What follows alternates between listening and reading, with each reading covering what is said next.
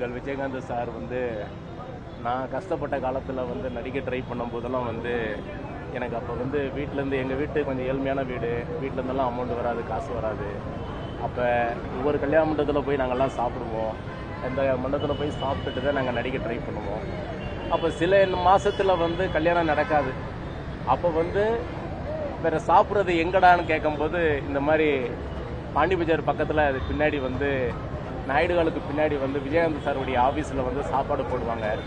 நாங்கள்லாம் போய் சாப்பிடுவோம்.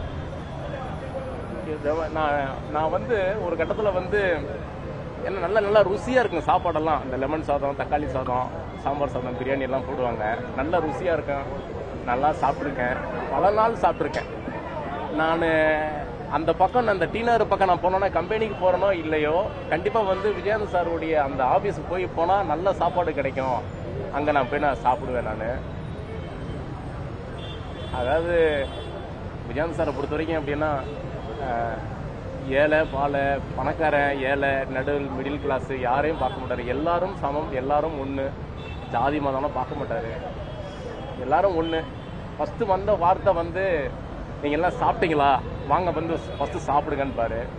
பிறகு கஜேந்திரான ஒரு படம் முன்னேறி, கஜேந்திரான அந்த படத்தில் வந்து நாங்கள் வந்து கம்யூனிட்டிஸ் தான் போயிருக்கோம். நாங்கள் 20 பேருக்கு போயிருக்கோம். அந்த 20 பேரில் வந்து ஃபஸ்ட்டு வார்த்தை கேட்ட கேள்வி வந்து கேப்டன் சார் வந்து நீங்கள் எல்லாம் சாப்பிட்டீங்களான்னு கேட்டாங்க. இல்லை சார் அப்படின்னா, உடனே மேனேஜர் சாரை கூப்பிட்டு இவங்களுக்கெல்லாம் வந்து ஃபஸ்ட்டு சாப்பாடை அசம்பிள் பண்ணுங்கன்னு சொன்னாங்க. சாப்பாடு வந்துச்சு, சார் சொன்னதுனால சாப்பிட்டோம். சாப்பிட்டதுக்கப்புறம் தான் நடித்தோம்.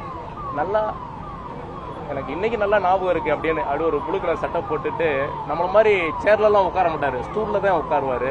அப்படின்னு இந்த இடத்துலலாம் ஒயிட் ஷர்ட்லாம் போட்டு அந்த மேக்கப் பண்ணக்கூடாதுன்னு சொல்லிட்டு வெட்லாத்தை போட்டுட்டு இப்படி உட்காந்துட்டு கம்பீரமாக உட்காந்துருப்பார்.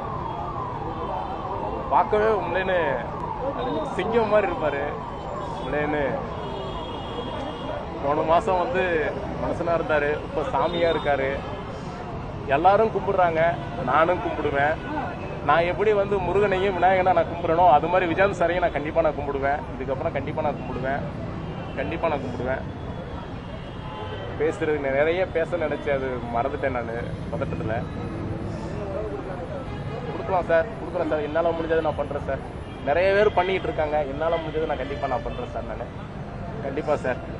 இவருடைய அந்த அன்னதானம் வந்து அவங்க குடும்பத்திலேருந்து இப்போ நிறைய பேர் பண்ணிக்கிட்டு இருக்காங்க. அவங்க கட்சிக்காரங்க, அவங்க சொந்தக்காரங்க நிறைய பேர் பண்ணிக்கிட்டு இருக்காங்க. இது வந்து பல நாள், பல வருஷங்கள், பல ஆண்டுகள் தொடரும். எல்லாரும் சப்போர்ட் பண்ணுவாங்க. அதில் நானும் என்னால் முடிஞ்ச சப்போர்ட்டு நானும் பண்ணுறேன். நன்றி, வணக்கம். செய்திகளை உடனுக்குடனும் துல்லியமாகவும் தெரிந்து கொள்ள சப்ஸ்கிரைப் பண்ணுங்க.